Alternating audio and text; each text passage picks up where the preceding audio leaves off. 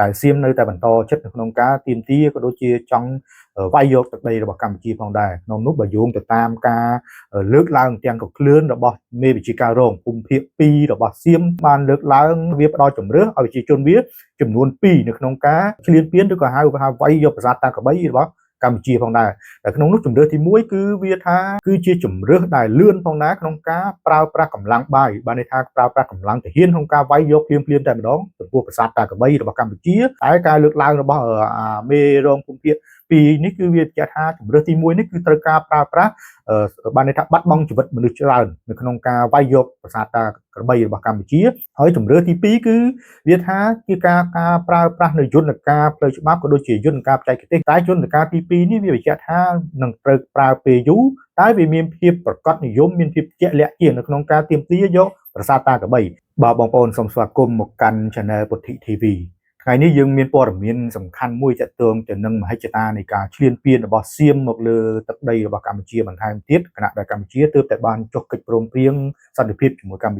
ที่เซียมเอาแต่เซียมในแต่บรรทอchấtนองกาทีมที่ก็โดยเฉพาะจัง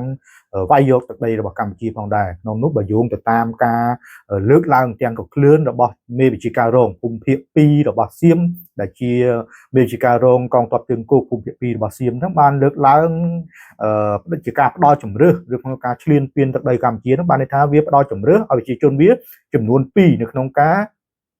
liên phiên được cả hai vay vô ra ta cả bấy đó cầm chi phong đài để nông nút chủng rước thì muối cứ viết ha cứ chia chủng rước đài lươn phong đá nông cá prao pra cầm lang bài ban này tha prao pra cầm lang thì hiên không ca vay vô phim tại đó từ vua sát ta cả bay rồi cầm chia đòi ca prao pra cầm lang bài cầm lang thì hiên cầm lang sự kia vút nông ca vay vô phong này cái ca lược lang nó bỏ ở mê rong cũng kia vì ní cứ việc chặt ha chủng rước thì muối ní cứ tơ ca prao pra ban này tha bắt bong chủ vật mình được chơi được nông ca vay vô sát ta cả bay rồi cầm chia tại sao ta chia chủng rước nông ca prao pra cầm lang bài một số group từ lưới cầm chia bạn ấy tha chúng tôi tìm muốn được bắt bóng để hiền tràn nâng slap để hiền việt tràn không ca vài giờ nick ca bị chẹt bảo việc hỏi chúng tôi thì pí cứ việt tha như ca pra nơi chốn là ca plei chụp của đôi chỉ chốn ca chạy cái tích nông cá cho mình đất to tam tên ở đây ra đa với chị đào từ tái chốn là ca pp ní vì chẹt ha nâng pra pe dú tái vì miền phiệp cọt này giống miền phiệp chẹt lẹ tiền được nông ca tiêm tía dấu sa ta cả bảy đại vía ban mình chỉ ái tha viên đường tiêm tiền dọc xa ta cả bấy đôi chủng rước pi ní ai việc ao chỉ chôn viết chưa rước nơi chủng rước thằng pi ní đại vía bàn đo này phòng đài níคือca lược lang rồi bỏ môi đại chỉ nên chỉ ca rồng trong tuột trường cốt cùng thiện pi bỏ thấy đại bóng ôn có hai vía có chia chân chiết ban này thay có chia sở rân được trong tập đầy thay phòng đá nhưng mình dễ đặt mai sở rân thế thế phụ on ní cứ vía lấy cầm nát mai ấy chân dương chụp ở phía đặt mai sở rân dương ở tập phía sở rân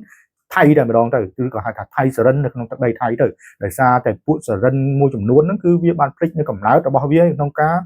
đại chỉ chuyên kiệt mày đại dương mình giấy bạc qua ở mai sở rân đại kia miền bay chủng na đại kia nơi tại trăm cầm lái chỉ mày đấy dương giấy đại phụ sở rân mua chủng nuốt đại việc click đang cầm lái chỉ mày chẳng mê chỉ ca rong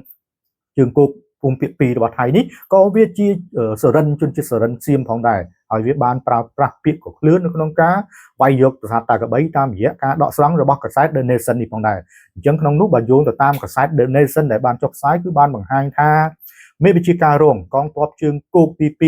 rồi bỏ xiêm nó cứ ban đo chun nó chủng rước pi đám bay ao chỉ chun lơ ca ban tha ao chỉ chun rước con ca tiêm tía vô cái sát tạc vai đứa còn hai tháp sát tạc bay bỏ Campuchia nó mà vĩnh cứ chủng rước thì muối lươn bàn tay tới bằng hồ chiếmหรือก็ยึดได้ประกอบยังแต่ตัวการประโหชิมคือในบริบทคือการปราบกำลังประวุฒิของการวายโยนเอาไอ้การยึดทั้งบ้านในท่าการปราบโยนหรือการเปลือยฉบับยังไม่เอาจำเริญปีนี่ดาวเวียกับบ้านเป็นเจ้ามันแทนท่าดาวโยธที่อาจจะดาวโยกกับซาตะควายเลิกนี่บ้านแต่มาดอนนึกน้องดำไหลปูหรือก่อนในเวียคือท่าเติบเผยกำลังน้องการวายโยกได้สลับเทียนเฉินใจดาวนังตีพิการปราบในปัจจัยวิเชียนังเตอการจำนายเปยุดำใบเป็นเจ้าปีการอ้างนังดำโยกที่ตั้งนุ่มเว้นน้อยสวัสดิ์chiều môn phong này nông nút bà dùng từ tam ca đọ xong rồi bóc cái site the nation bóc thay phong đá cứ ba mình chạy tha nơi nông saka sala đây bị săn sập rung đá đại ban phơi lang nơi coi chia lay Surindra Rajahat ở đan sân ai Nasrin đã chia mê bị chỉ ca rong con top trường cục tầm bòn tí pí ban nước lang thả កិច្ចពិភាក្សារបស់លោកជាមួយនឹងសមាភិកីកម្ពុជាមានន័យជាផ្ទាល់ខ្លួនរបស់លោកហ្នឹងទេបានបញ្ជាក់ថានៅពេលដែលលោកនិយាយទៅកាន់មន្ត្រីឬក៏ទាហានកម្ពុជាគឺពួកគេមានការខ្លាចខ្ញុំណាស់ព្រោះពួកគេដឹងថាបើសិនបើពួកគេបំពេញកិច្ចព្រមព្រៀងពួកគេនឹងជួបបញ្ហាធំន័យរបស់វាពេលបានន័យថាវាបញ្ជាក់ឲ្យថាពេលដែលខ្លួនវានឹងមកនិយាយជាមួយមន្ត្រីកម្ពុជាក៏ដូចជាទាហានកម្ពុជាថាប្រទេសកម្ពុជានឹងមានការខ្លោបខ្លាចវាណាខ្លាចករអានៅក្នុងការចរចាជាមួយវាព្រោះពួកវាលើកថាកម្ពុជានឹងមានការខ្លោបខ្លាចពួកសៀមនឹងណាដោយសារតែកម្ពុជាខ្លាចរំលោភនៅកិច្ចព្រមព្រៀងសន្តិភាពឬក៏ហៅថាបទបាញ់កាលពីកន្លងទៅដែលមានការមើលថែពីលោកត្រាំនឹងន័យរបស់វាបានន័យថាយើងខ្លាចវាដោយសារតែយើងខ្លាចការរំលោភនៅកិច្ចព្រមព្រៀងហ្នឹងហើយបើសិនជាយើងរំលោភគឺនឹងត្រូវមានបញ្ហាធំដោយសារតែការរំលោភនៅកិច្ចព្រមព្រៀងនេះវានិយាយថាយើងខ្លាចតែវាភ្លេចគិតថាវានឹងខ្លាចជាងយើងទៅទៀតប្រើពាក្យថាខ្លាចហ្នឹងខ្ញុំប្រើពាក្យខ្លាចដោយសារអីយើងទៅចុះកិច្ចព្រមព្រៀងដោយធម្មតាទេតែវាម្ដងទៅម្ដងមិនទៅបានន័យថាតម្រងថាអត់ចង់ទៅដោយថាវាអាងជាងសហរដ្ឋអាមេរិកវាអត់ខ្លាចអាមេរិកតែដល់ពេលអាមេរិកដាក់បន្ទុកខ្លាំងវាបែរជាទៅអញ្ចឹងជារួមតើខាងណាខាងសៀមឬក៏ខាងកម្ពុជាដែលជាអ្នកខ្លាច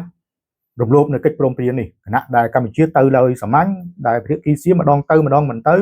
ម្ដងធ្វើលយម្ដងធ្វើថោកទាបនៅក្នុងការទៅចុះកិច្ចព្រមព្រៀងយើងនិយាយស្ដាប់អញ្ចឹងឥឡូវវាបញ្ជាក់ថាកម្ពុជាខ្លាចការរំលោភនៅកិច្ចព្រមព្រៀងហ្នឹងតែវាភ្លេចគិតថាខ្លួនប្រទេសវាហ្នឹងកំពុងតែខ្លាចជាងកម្ពុជារហូតទៅទៀតនៅក្នុងការរំលោភកិច្ចព្រមព្រៀងដែលមានការមើលថែពីលោកដូណាល់ត្រាំដែលជាប្រធានាធិបតីសហរដ្ឋអាមេរិកហ្នឹងហើយនៅក្នុងការដកស្រង់របស់កាសែត The Nation ដដែលក៏បានលើកឡើងថាតាក់ទងទៅនឹងការអួតរបស់អំពីបានន័យថាអួតអំពីបទពិសោធន៍របស់លោកនៅដែលជាអតីតមេវិជ្ជាការកងអនុស្នាធំនោះដោយលោកមេវិជ្ជាការរងរូបនេះក៏បាននិយាយថាលោកបានឃើញជនរងគ្រោះជាច្រើននៅក្នុងការប៉ះទង្គិចគ្នាកន្លងមកហើយថាលោកគឺនឹងមិនស្ទាក់ស្ទើរនៅក្នុងការធ្វើសកម្មភាពនោះឡើយលោកក៏បានបញ្ជាក់ថាប្រសិនបើអ្នកមិនជឿខ្ញុំទេខ្ញុំនឹងនាំអ្នកទៅសាកល្បងផ្ទាល់តែម្ដងដោយលោកក៏បានបន្ថែមថាសត្រូវពីមុនបានយល់ច្រឡំថាលោកគឺជាមន្ត្រីទុនជ្រាយឬក៏ហៅថាជាមន្ត្រីស្លូតបូតប៉ុន្តែវាផ្ទុយទៅវិញពួកគេគឺបានយល់ខុសពីលោកនៅពេលដែលមានការប៉ះទង្គិចគ្នាកើតឡើងកន្លងទៅហើយដែលបានបង្កើតឲ្យមានជាសាកសពជាច្រើនរួចមកហើយប៉ុន្តែមួយសប្តាហ៍ក្រោយមកក៏វាបានស្ងាត់ទៅវិញនៃរបស់ការដកស្រង់ពាក្យអួតរបស់អាមេរងភូមិភាគនេះវាបានបញ្ជាក់ថាវាធ្លាប់មានបទពិសោធន៍ច្រើនណាស់នៅក្នុងការប្រយុទ្ធហើយនៅក្នុងការតតាំងជាមួយសត្រូវហើយថាកម្ពុជារបស់យើងមើលវាខុសមើលការពេលកន្លងទៅដោយសារយើងមើលគិតថាវាសុរិនអាការដំបងអាពេលជំនាន់បាតឃ្លាំងឡើងជាមេភូមិភាគ2ហ្នឹងយើងឃើញអាហ្នឹងជារងបាតឃ្លាំងហើយដល់ហើយយើងគិតថាអាហ្នឹងជាផ្នែកសុរិនគិតថាវាជាមនុស្សល្អអាចនិយាយគ្នាបានជំនាន់ហ្នឹងហើយវានិយាយថាកម្ពុជារបស់យើងមើលវាខុសថាវាជាមនុស្សទុនស្រោយឬក៏ហៅថាជាមនុស្សស្លូតបូតតែកម្ពុជាបានស្គាល់វាច្បាស់នៅពេលដែលមានការបាញ់គ្នារយៈពេល5ថ្ងៃនៅក្នុងសង្គ្រាមតាមបន្តព្រំដែនហ្នឹងគឺកម្ពុជាបានដឹងច្បាស់ហើយដោយសារតែមានការច្បាំងគ្នាដ៏ខ្លាំងហើយវាថាវាទឹកដៃវាខ្លាំងនិយាយស្ដាប់ថាវាខ្លាំងនៅក្នុងសង្គ្រាមអ្វីជាដើមអញ្ចឹងថាកម្ពុជារបស់យើងមើលវាខុសអញ្ចឹងជារួមយើងមើលវាខុសមែនដោយសារកន្លងទៅហ្នឹងយើងគិតថាវាជាខ្មែរសរិនជាជនជាតិដើមកំណើតខ្មែរគួរបានន័យថាប្រហែលជាអាចចេះនិយាយគ្នាសួរស្ដាប់ឬក៏អាចយល់គ្នានៅក្នុងការចរចាបញ្ហាព្រំដែនដល់កន្លងទៅយើងធ្លាប់បានសរសើរអំពីវាផងដែរការជំនាន់អាបាឃ្លាំងនៅធ្វើមេវានៅធ្វើរងអាបាឃ្លាំងហ្នឹងអញ្ចឹងតែមកដល់ពេលនេះយើងដឹងហើយថាអាសរិនមួយនេះគឺជាសន្តានថោកគឺជាសន្តានសៀមចូលនិយមទេវាមិនមែនជាខ្មែរសរិនទេយើងត្រូវហៅវាសរិនផ្ទាល់តែម្ដងកុំប្រើពាក្យខ្មែរទៀតព្រោះពួកវាភ្លេចកំណើតខ្មែរអស់ហើយពួកអាសរិនចោលវិសិទ្ធទាំងអស់នេះយើងមិននិយាយសរិនទាំងអស់យើងនិយាយចំពោះតែអាពួកសរិនដែលវាភ្លេចដើមកំណើតខ្មែរតែប៉ុណ្ណោះហើយក្នុងនោះបើយោងទៅតាមការដកស្រង់របស់កាសែត The Nation ដដែលក៏បានបញ្ជាក់ដែរថាតាក់ទងទៅនឹងកិច្ចព្រមព្រៀងសន្តិភាពនិងបទឈប់បាញ់វិញឧត្តមសេនីយ៍ឯករូបនេះក៏បាននិយាយដែរថាអ្នកខ្លះបានសួរថាហេតុអ្វីបានជាប្រទេសថៃចុះហត្ថលេខាទៅលើកិច្ចព្រមព្រៀងបែបនេះដោយសួរថាតើការចុះហត្ថលេខានេះបានផ្ដល់ជាអត្ថប្រយោជន៍អ្វីខ្លះនិងគុណវិបត្តិអ្វីខ្លះក្នុងនោះលោកមេវិជ្ជាការរងលោកនេះក៏បាននិយាយក្នុងការការពារការសម្រេចចិត្តរបស់នាយករដ្ឋមន្ត្រីនៅក្នុងការចុះហត្ថលេខាទៅលើកិច្ចព្រមព្រៀងសន្តិភាពដោយបង្ហាញថាមេដឹកនាំជាតិអាចស្ថិតនៅក្នុងក្រោមសម្ពាធខាងក្រៅឧទាហរណ៍ដូចជាពីប្រធានាធិបតីអាមេរិកដូណាល់ត្រាំទៅលើការដាក់ជញ្ជាំងពន្ធពាណិជ្ជកម្មអ្វីជាដើមដែលវាបានធ្វើឲ្យការបដិញ្ញាចិត្តនៅក្នុងការឈប់បាញ់មានភាពចាំបាច់ក្នុងការនយោបាយនេះគឺការបញ្ជាក់របស់អាមេភូមិភាគរងទី2ដែលជាអ្នករងបាតឃ្លាំងជំនាន់មុនហ្នឹងហើយវាក៏បានបញ្ជាក់ដែរនៅក្នុងសារព័ត៌មាននោះក៏វាបានបញ្ជាក់ដែរថាប្រជាពលរដ្ឋថាពួកគេអាចវិនិច្ឆ័យ ការអនុវត្តរបស់នាយករដ្ឋមន្ត្រីនៅក្នុងរយៈពេល4ខែបើសិនបើនាយករដ្ឋមន្ត្រីធ្វើបានល្អសូមបោះឆ្នោតឲ្យគាត់បើមិនដូច្នោះទេកុំបោះឆ្នោតបានន័យថាបើធ្វើល្អបោះឆ្នោតបើមិនធ្វើល្អកុំបោះឆ្នោតឲ្យនាយករដ្ឋមន្ត្រីគឺពោលគឺអនុទាននេះតែម្ដងដោយលោកក៏បានបញ្ជាក់ដែរថា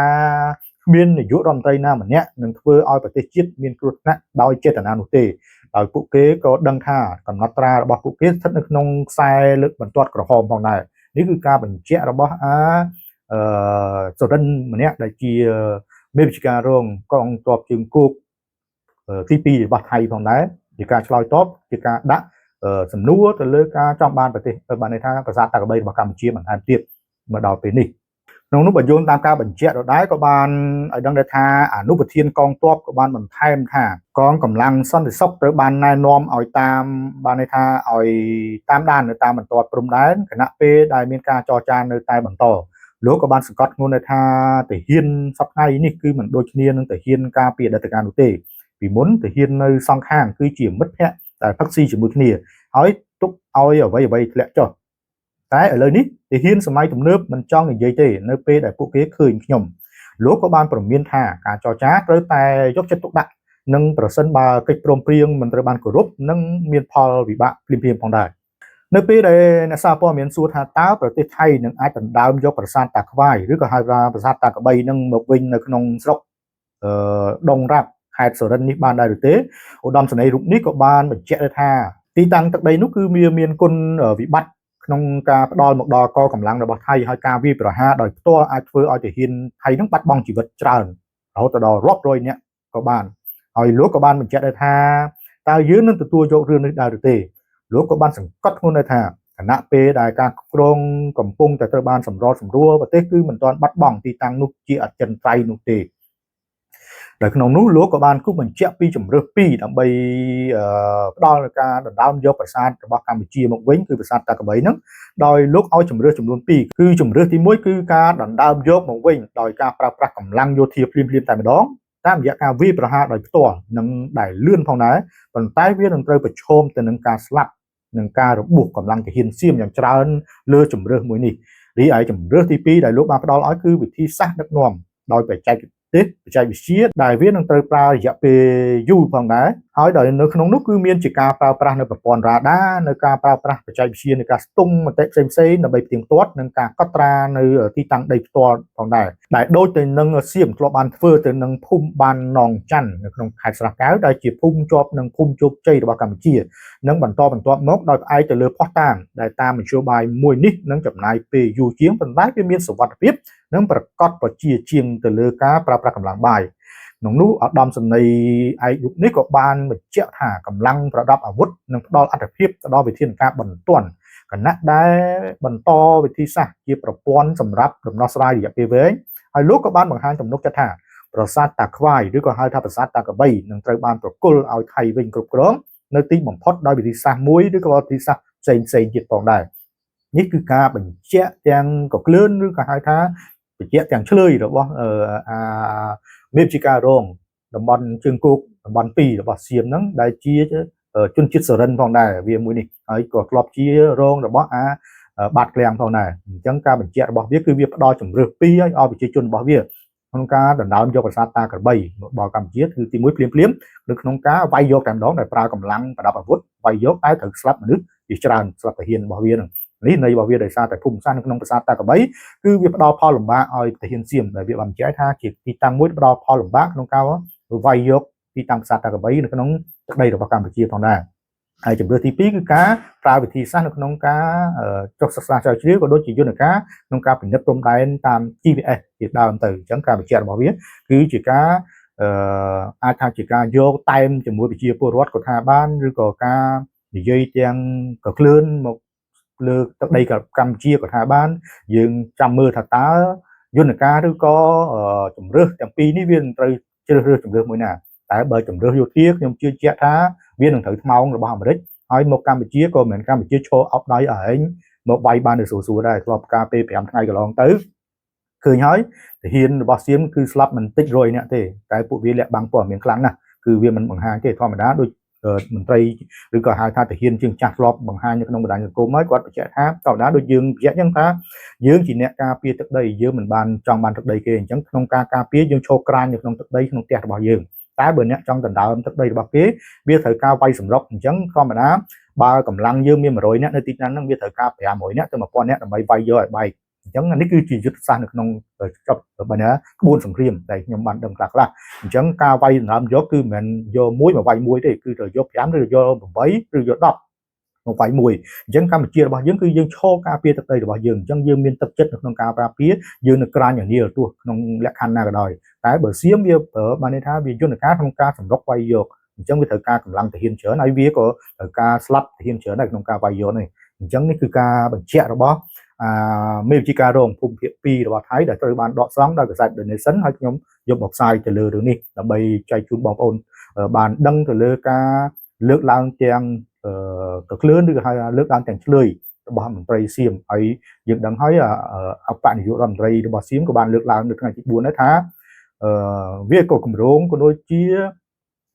មិនត្រូវបានចរចាណាមួយទេទាក់ទងទៅនឹងការដោះស្រាយជាមួយកម្ពុជាលុះត្រាតែប្រចាំតាកបីត្រូវបានប្រគល់ឲ្យសៀមវិញអញ្ចឹងនេះហើយគឺការលើកឡើងពីមន្ត្រីជាន់ខ្ពស់របស់សៀមទាំងថ្នាក់ឧបនាយករដ្ឋមន្ត្រីទាំងថ្នាក់មេវិជាការរងភូមិភាគ